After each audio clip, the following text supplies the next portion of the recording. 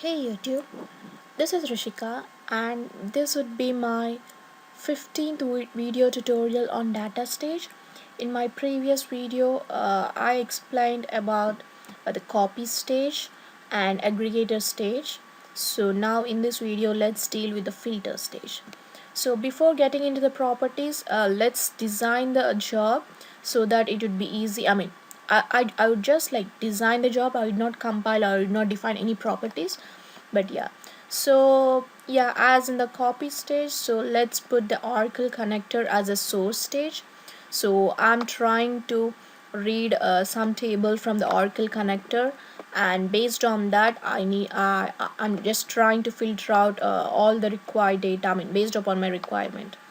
So yeah, filter stage can have only one input link and any number of output links. It can have like any number, n number of output links. It doesn't really have its limitations, I guess. So probably that would be again 64 or 124 or something. Yeah, it can have any number of output links, but the thing is it can have only one reject link. It can have any number of output links but only one reject link.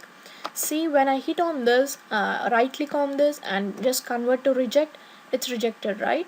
But when I try to do the same for this, what does it say? It stays it doesn't support any more reject output links. So the thing is, it can have only single input link and multiple output links and a single reject link. So that's pretty much about the filter state, like basics. And again, obviously filter stage is the processing stage because it is reading the data from the source stage and writing data to the target stages or the other stages. So it's reading and writing simultaneously, so it's a processing stage. And so the basic criteria for using the filter stage is, filter stage basically transfers the unmodified records of input data set based on the requirements we specify in the based on the requirements we specify as a filter property. So you can relate this filter stage to the where condition in SQL. So if you want to have like, say if you want to just have like, department number is 10, so how do you write SQL? Select star from emp or table name where department id is equal to 10, right? So yeah, that where clause, so writing that where clause in data stage is nothing but making use of filter stage. So that's it. And you can just like, specify, you can just filter out the records based on your link. It's not that if you specify a filter condition to this link, it's not that only that condition should be given. You can just reorder your links too. I'll just get into that. But yeah, that's pretty much about this. So just let's just put some data sets as the end targets and get into the properties of the filter stage. So yep. Okay, we are good. So let me just drag it so that it be easy for us to see what are the reject links and what are the output links. Okay, now let's go into the filter properties. Okay, so yep, general nothing, and properties, yeah, where clause. See, again this blue thing is repeatable property and this yellow thing in the corner, on the bottom corner, represents that it has a sub property, right? So you can use that sub property or not, but yeah, it's saying that it has a sub property along with this condition. So where clause is just you're specifying a where statement that a row must satisfy in order to write to the output link which you have given. So you don't write where condition and all that. You just specify the column name. You just specify the column name like id. Department id is my column name, and then just specify like 10 is equal to 10 or greater than or equal to 10 or anything like that. So you're not writing anything else except the column name and the condition. That's it. So that's pretty much about the where clause. And once you have where clause, this is a sub property that's telling about. So it's output link. Output link means the data stage is asking to specify the output link corresponding to this where clause, because we have see, we have this 0 and 1, right? So yeah, that means that you're just output link name, that's it.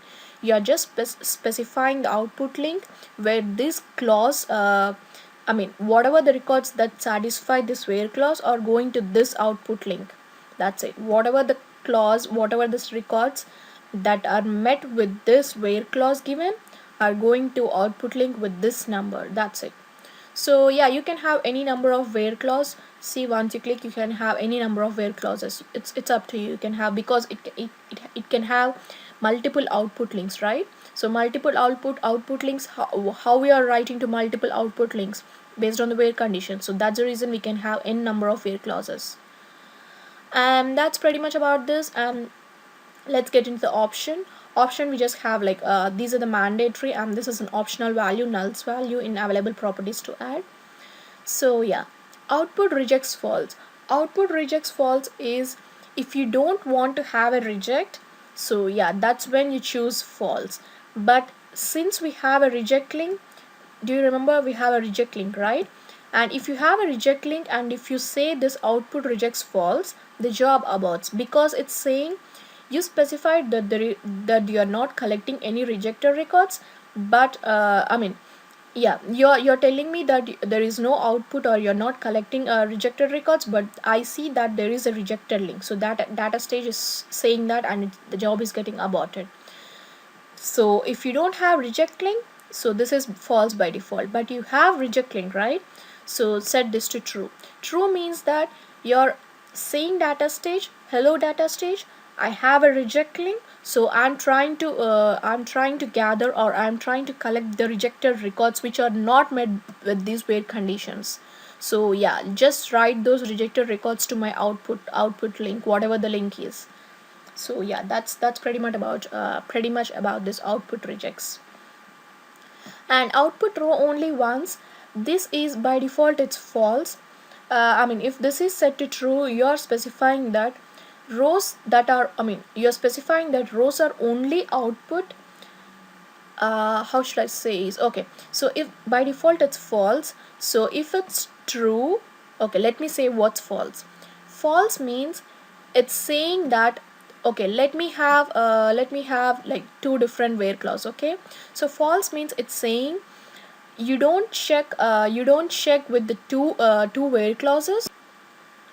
Okay, so it's like okay, so let me say you have two where clauses. Okay, so false means you're asking that whatever these two where clauses are specifying, output okay output will be based on these two where clauses. It means like yeah, it checks whether this where clause and this where clause both. And if it's set to true, it means that whatever the where clause we give in the first condition, only that is checked. That's it.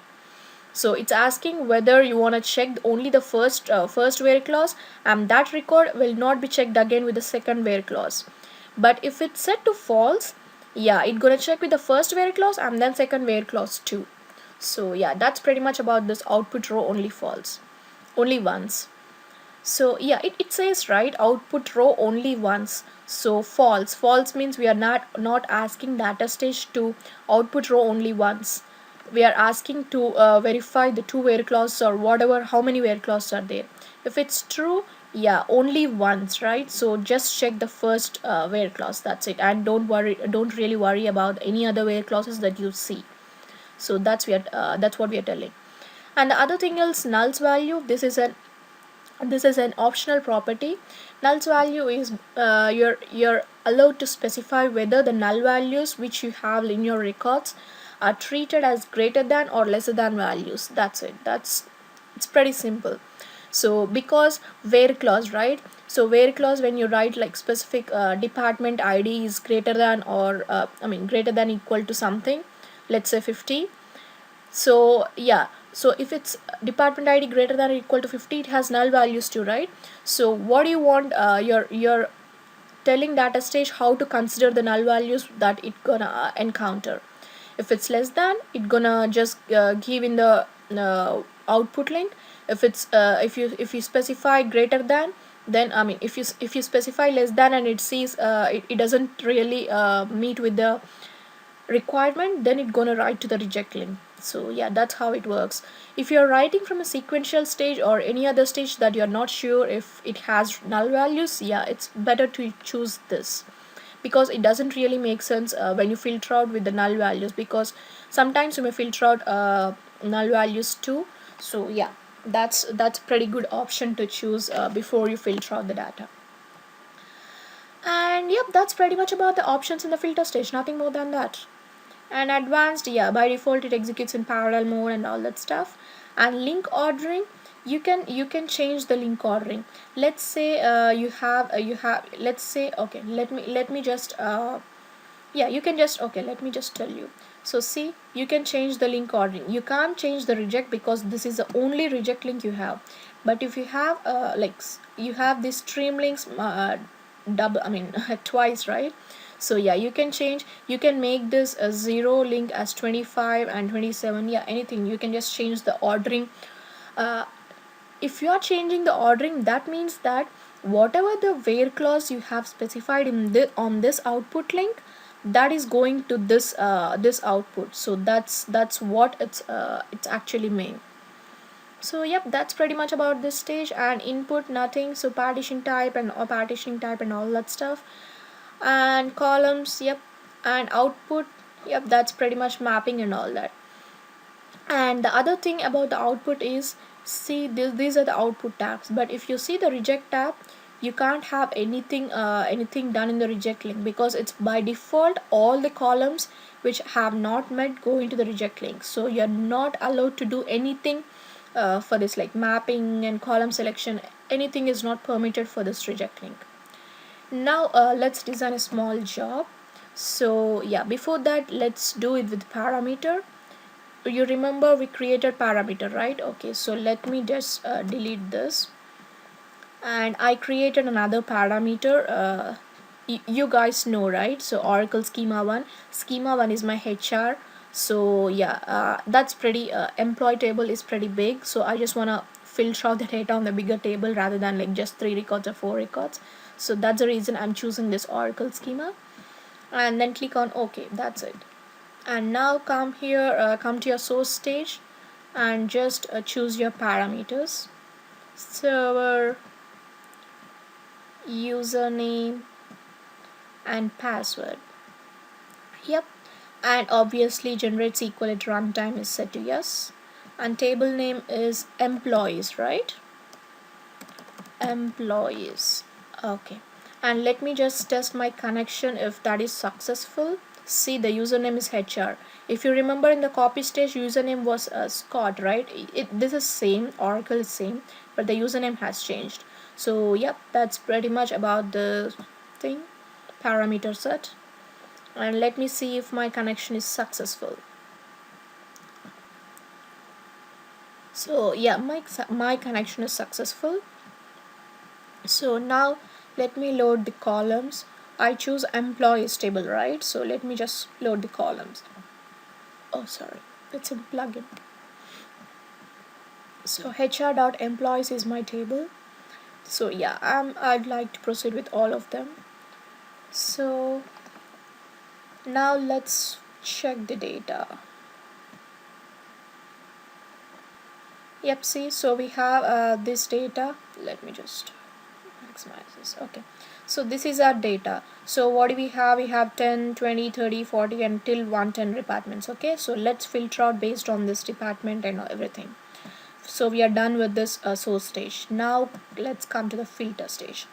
So where clause, let me write something like salary is greater than 10,000. Let's see if anyone's salary is greater than 10,000. Okay, and yeah, let's make it a department ID is greater than, I mean, okay, department ID is less than or equal to, let's say, 40. Okay, so yeah, less than or equal to 40. So less than or equal to means even 40 is included in that, right? So whatever the departments which have 40 as a department number and less than the 40 department number are we are writing to another link. So that's our wait condition. It's saying null values are less than, right? So what does this less than mean? So what if So if any null values are seen in the salary column, it doesn't count because salary is less than, right? We are saying anything greater than 10,000. So yeah, 10,000, greater than 10,000, so null values does not encounter in that. But when it comes to department, we are saying anything less than or equal to 40,000. So yeah, we are saying null values less than. So if any department ID has null, so that null value gonna show up in this department ID. And if you put null value greater than, then that value is gonna show up in the salary column. So that's how it works. So for now, let's leave it as such, output row only once we get the final data, we'll just see, and then later we'll see with output row only to, we'll change this to true. 25. So first link, right, output 0. So what is salary? So the first one contains salary greater than 10,000, and the other thing contains department ID less than or equal to 40. Okay, so now let's go to the input tab. Input tab, nothing, we have all the columns in there. Yeah, and the filter thing, output tab is important. So let me see, so what is the first thing? We gave salary, right? So let's check only that salary thing. Okay, and the other thing is department ID. So let's only drag these two columns so that we could just get a brief idea of how exactly the filter condition is working, right? So yeah, once you put everything, mapping columns automatically falls into place. And now we are going to another other output tab. Now do the same thing, just the salary and the department. You can just map all the columns, but I'm like really concerned about these two because I just want to show how the filter condition works. So yep, and the reject link, obviously you don't have any mapping things, right? So yep, that's pretty much about this filter stage. And now let's give the path for the data, output files to write. So exds, let's overwrite all those things. I'm not gonna create a new files every time.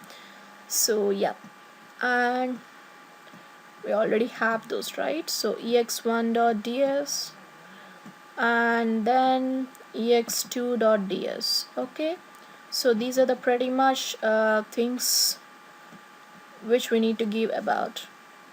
Okay, and let's now compile. Everything is in place, so let's now compile and then run the job. That's it. So yep, the job is successfully run. So let's now check the data in each of the filtered output. Okay, so the first one is, what did we give the first filter condition? Salary greater than 10,000, right?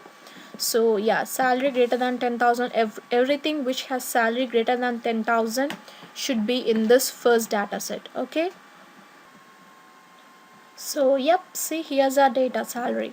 So see, every salary is greater than 10,000, right? So every record is greater than 10,000. You don't worry about the departments, I'll check with that too. So yeah, see, every, and it's because we chose department ID, it's just giving the corresponding the department ID where the salary is greater than 10,000. That's it. So yep, the first where clause is successful, right? Okay, now let's go to the second one. So what's the second where clause? Second where clause is the department ID number, whatever is greater than less than or equal to 40, right? So yeah, the second where clause is department ID is less than or equal to 40. So whatever the department ID, and what did we say? Null, right? So we said null values as less than, right? So as I said, 40. So what are the values of departments that less than or equal to 40? Obviously null, because we specified that value. And see, 10, 20, 30. So whatever are in this, it's not really worrying about the salary because you don't see 10,000 here constantly. It's just worrying about this department. That's it. So see, so that's how it works. And all the other records whichever has salary less than whatever we say, like these two where clauses, are returned to this thing, or returned to the third data set. That's it. So if you see this, it doesn't have any record which has like salary probably greater than 10,000, I guess, or department ID less than or equal to 40. So all the rejected records, like the two where clauses, whatever the reject records, it's writing to this thing, right? So yep, that's pretty much about this. Yep, that's pretty much about this. We said salary, okay, you might be wondering salary 10,000, but we didn't get this record. We said salary greater than 10,000. We didn't say salary greater than or equal to 10,000, right? So yep, that's pretty much so everything.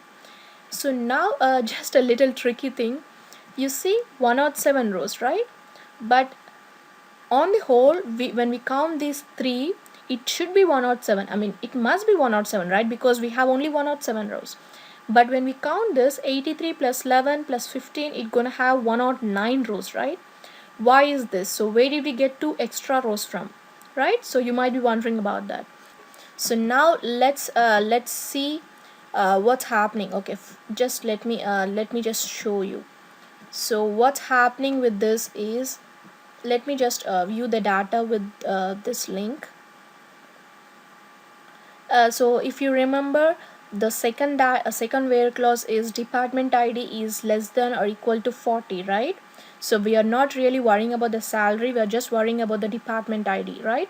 So yeah, so you see the salary, but if you are if you just observe salary, we have only two records which are greater than 10,000, which is our first where clause, right? So just remember this department ID 20 and department ID 30 and the corresponding salaries, which are 13,000 and 11,000 respectively. Okay, and now what we're gonna do is, let me just, so it doesn't make sense for us because it's 107 and it's writing 109, right? So now what's happening, so let's know what's happening. So let me just set it to true.